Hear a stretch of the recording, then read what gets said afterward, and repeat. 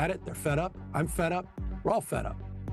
Now at 6, new money to help the homeless crisis. What it will be used for. Plus, what's happening now to the children of missing Chula Vista mother Maya Miliete.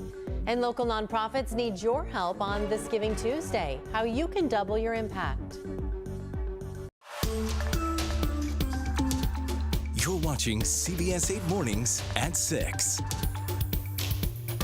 Good morning, everyone, and thank you so much for joining us here at 6 a.m. I'm Eric Connard. And I'm Carrie Lane in for Netta Ranpur. It's dry today, but things are going to quickly change. Rain expected tomorrow. Let's get right to meteorologist Evan Ronnie for a look at our forecast.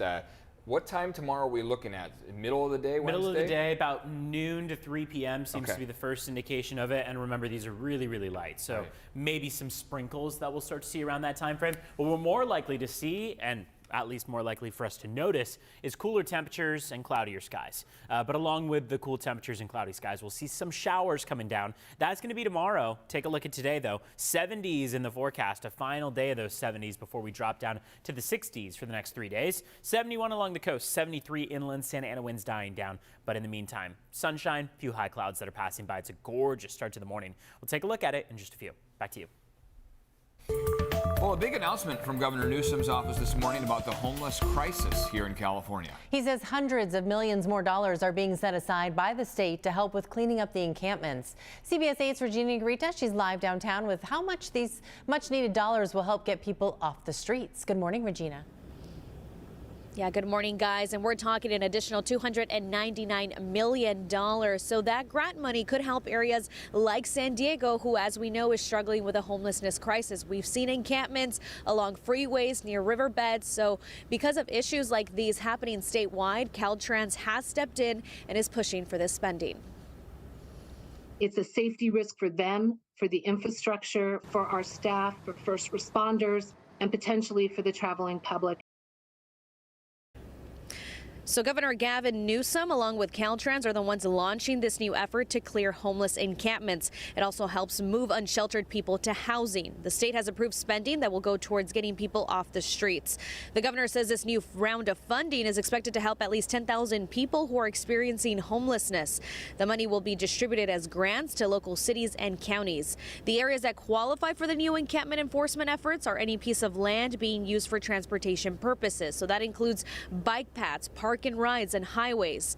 However, homeless advocates say the reason many people living under bridges and freeways is because they're looking for relief from the weather. Advocates are being cautious and want more details about what housing will look like for the unsheltered. So back out here live, cities and counties have until June of next year or until the money runs out to apply. So stick with us in the next half hour. You'll hear from Governor Gavin Newsom, who is pushing for this spending and what he feels about it. I'll send things back to you guys. Okay, Regina, thank you. This morning, county health officials are warning about a tuberculosis exposure at the Golden Hall shelter downtown. Now, residents, employees, contractors, and volunteers may have all been exposed between September 5th and the 28th. Officials say there is no connection to another exposure that was reported at a different shelter operated by Father Joe's Villages back in April.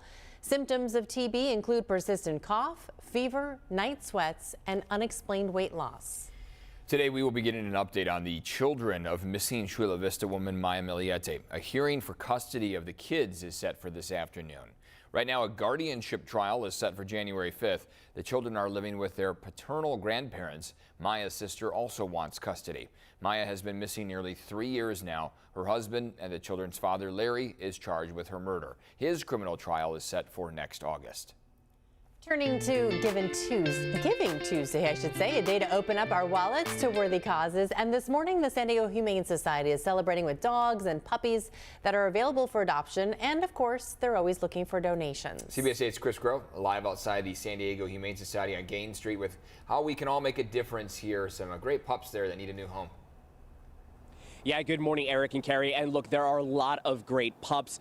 There are a lot of great older dogs who might make a perfect match for you at home. It's all about finding that perfect match. So, of course, you can head out to the San Diego Humane Society website to take a look. You can also head here to meet maybe some of these dogs, like we have Blue Cheese here, who ironically looks like if you love chicken wings, Blue Cheese is always great, but you might get a little of that red hot sauce on that beautiful white coat. So what can you tell us a little bit here about Blue Cheese, this good boy? Yeah, Blue Cheese is a very handsome Siberian Husky. He's 3 years young, so lots of energy. Yeah. The shelter's not a very good place for him because he wants to exercise and be active, but he's absolutely sweet. Whoops, he's got a lot He to would say love to this sing. morning. Yeah. Exactly. Yeah, so he's one of about 400 dogs that we have in care that are available for adoption. We also have puppies. All adoption fees are waived for dogs and puppies right now because we really need the community's help to adopt and get these dogs into homes. And as we've been saying, with the amount of the population that you currently have, expenses are running high. And that's why with this being today, Giving Tuesday, we want to get that word out. We want to make sure that we hit that for people to know that their donations are being matched dollar for dollar. So where do they go to donate? So to donate to San Diego Humane Society, you go to sdhumane.org/GT for Giving Tuesday. And this date couldn't have come at a better time for us because we've been over capacity for more than a year, and that comes at a cost to us. So Giving Tuesday all day through midnight, we have a generous match from the GEM project up to $50,000. So that means if you can donate $5, we get $10 at the shelters for animals like Blue Cheese. And is there any other way that if people maybe, we know that a lot of people going through a tough time, are there any other type of donations that people can make, whether that be pet supplies, things like that? Absolutely. Any donation will go a long way here. We're in a shortage of blankets and towels and that sort of thing, so supplies as well. And we actually give those supplies in turn to community members who need help to keep their pets, because our biggest goal is to prevent pets from coming into the shelter in the first place. So if you need help with your pet and you feel like you need food or supplies or anything like that, come to us instead of relinquishing your pet so that you can stay together and we can keep the spaces here in the kennels for pets that really need us. And how long has Blue Cheese been with you guys? Blue Cheese has been here since September, so a little too long. He was an owner surrender, actually, somebody who couldn't keep him anymore. So he is looking for an active family. He's absolutely gorgeous, and I think he would be a great fit for anyone who wants a best friend. Oh, that's awesome. Yeah, Blue Cheese is definitely a favorite of ours. Cobb salad, wings. Oh, no, we're talking about the dog. That's right, we are. Well, Nina, thank you so much. And, of course, we will be posting that link up on our website as well to cbs8.com. If you would like to give, to donate, to help a dog like Blue Cheese while they're staying here. But, of course, if you would like to get Blue Cheese at your home and maybe in your kitchen as well, too, you don't have to go to the grocery store. You can come here to the San Diego Humane Society and, of course, try to see if Blue Cheese will be a match for you. Love the name. Eric and Carrie. The enthusiasm that Blue Cheese has this early in the morning. Is smothering everyone with her love. Love it. Yeah, 3 years old, lots of energy. Wow. Yeah, lots of energy. Always with those Huskies, right? That's good. Thank you, Chris, for that. Yeah, we can all help out Thanks, here guys. today.